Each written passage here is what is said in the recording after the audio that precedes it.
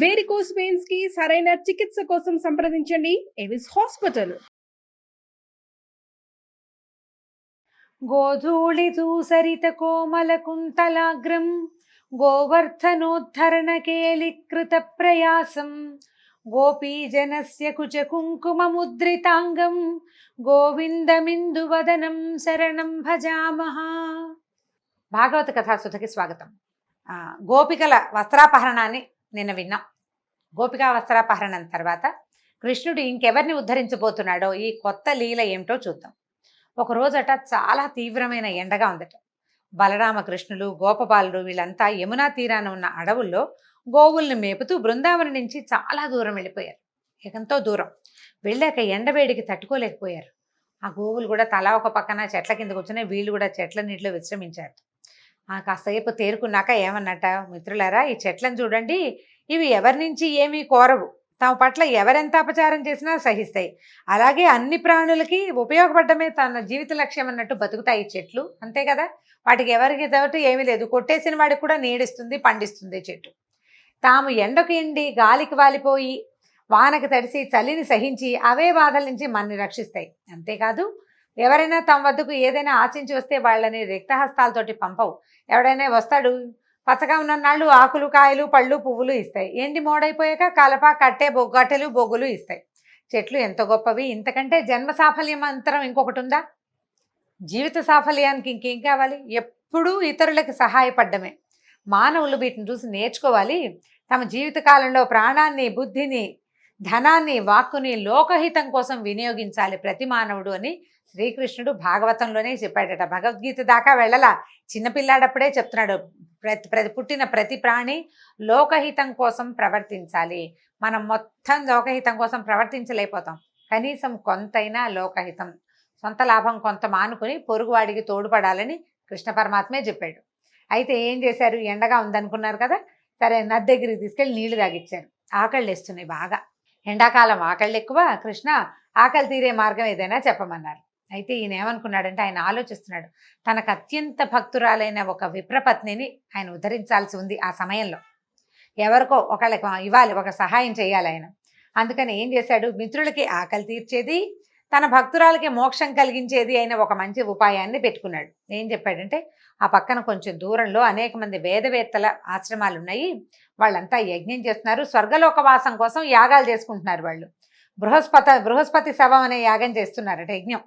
అయితే మీరు వాళ్ళ దగ్గరికి వెళ్ళండి, బలరామకృష్ణులు మాకందరికీ అన్నం పెట్టమని అడుగుతున్నారని అడగండి అని చెప్పాడు. చెప్పేసరికల్లా ఈ గోపబాలురంతా ఆ యజ్ఞవాటి దగ్గరికి నడిచిపోయారు. యజ్ఞవాటికలో ఉన్న వాళ్ళకి దండం పెట్టారు, చేతులు జోడించి, అయ్యా బ్రాహ్మణోత్తములారా, బలరాముడు, కృష్ణుడు మమ్మల్ని పంపారు.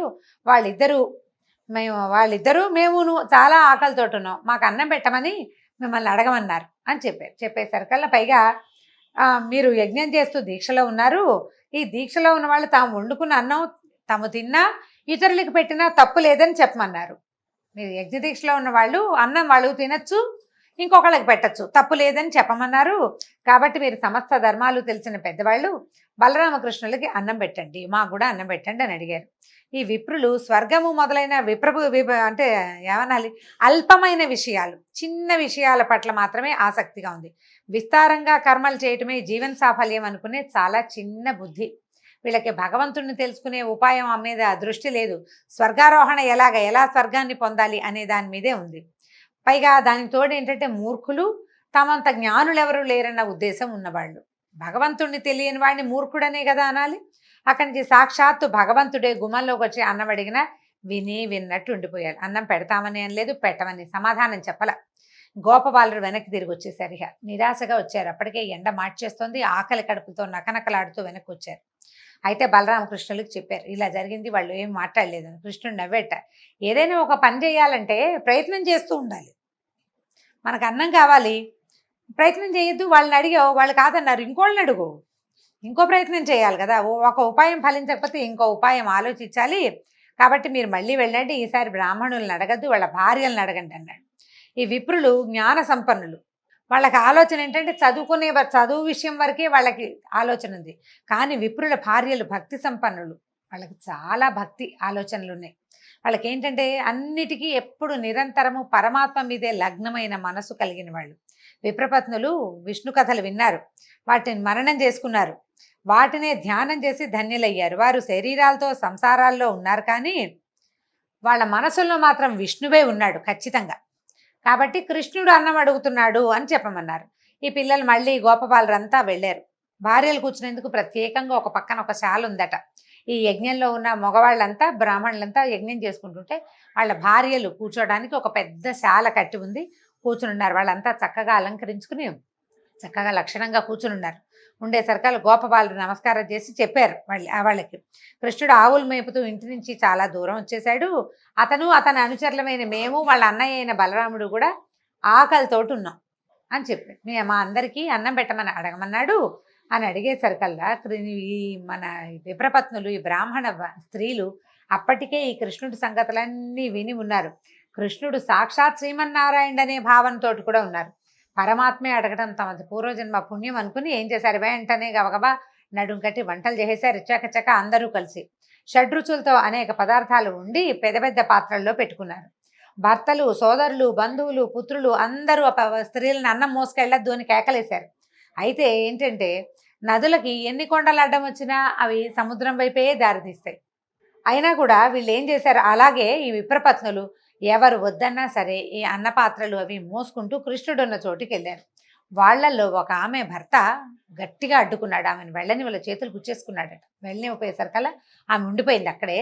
మిగిలిన వాళ్ళంతా వెళ్ళిపోయారు. వెళ్ళంగానే వాళ్ళని చూసేసరికల్లా వాళ్ళకి ఏమనిపించిందంటే తమ జీవాత్మ పరమాత్మలోకి చేరిపోతున్న భావన కలిగిందట.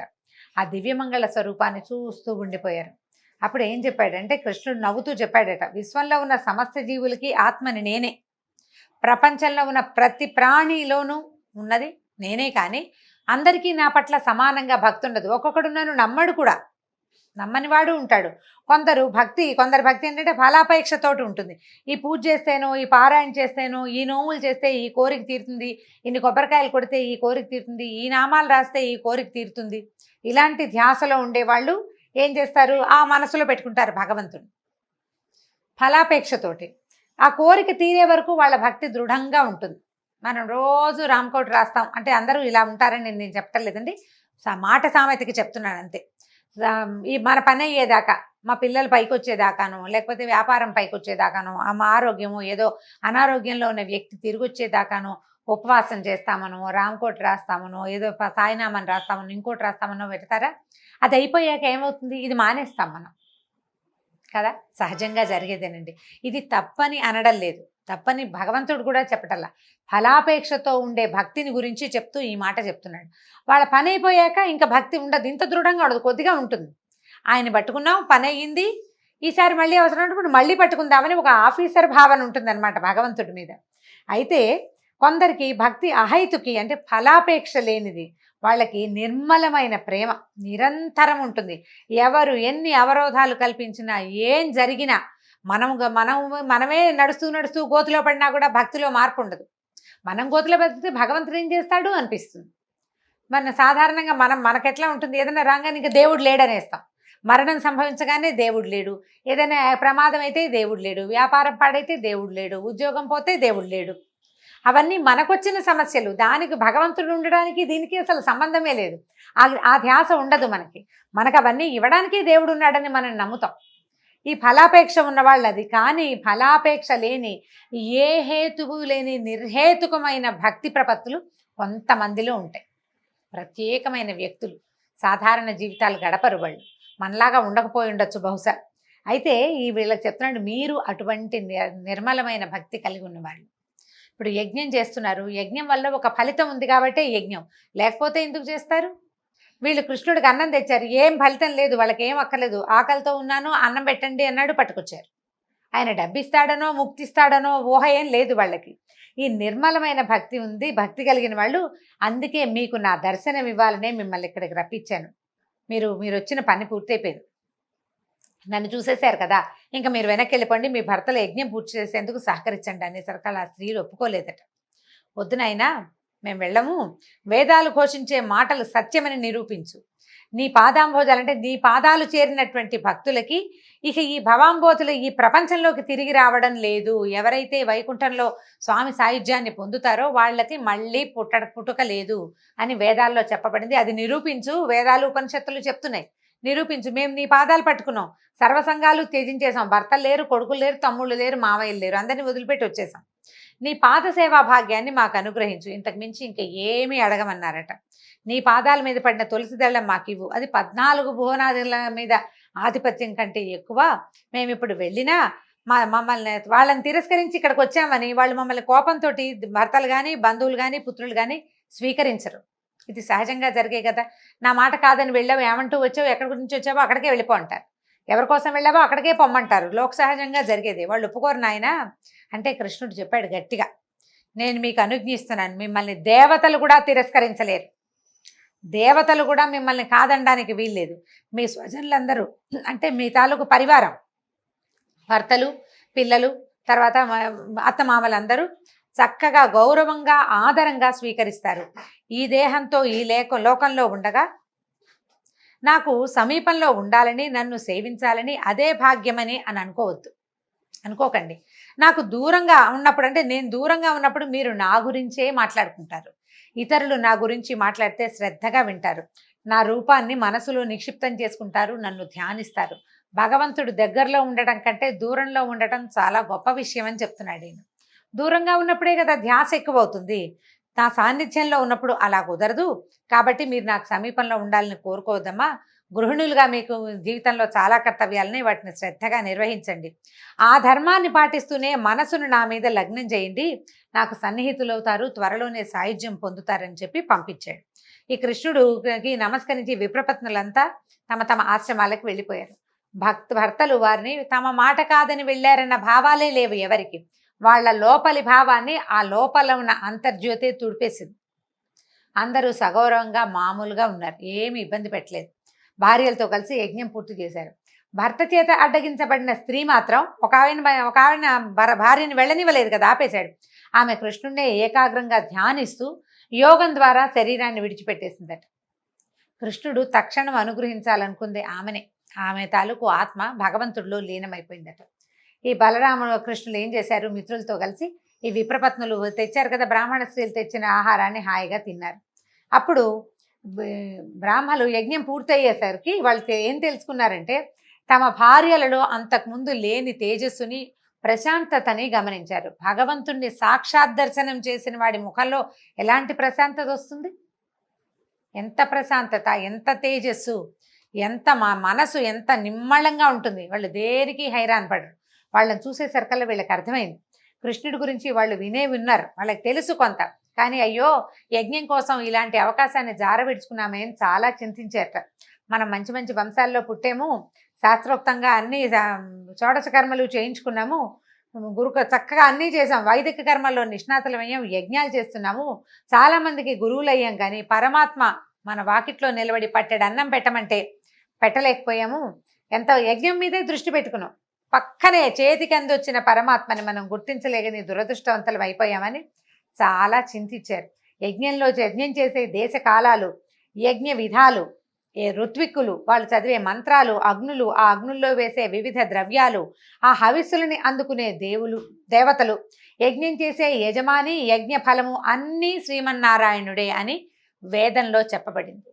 అదంతా చదువుకున్నాం మనం, చదువుకున్న విద్యార్థులకు కూడా చెప్పాము. కానీ స్వయంగా వాకిట్లో నిలబడినటువంటి యజ్ఞ పురుషుణ్ణి మాత్రం నిరాదరించాము. యజ్ఞం పూర్తి చేసి ఏం పొందాం, మనం పొందిందేమిటి, పోగొట్టుకున్నదేమిటి అని ఆశ్చర్యంగా ఆలోచించుకున్నారు. వాళ్ళు సిగ్గుపడ్డారు వాళ్ళ తాలూకు ప్రవర్తన పట్ల.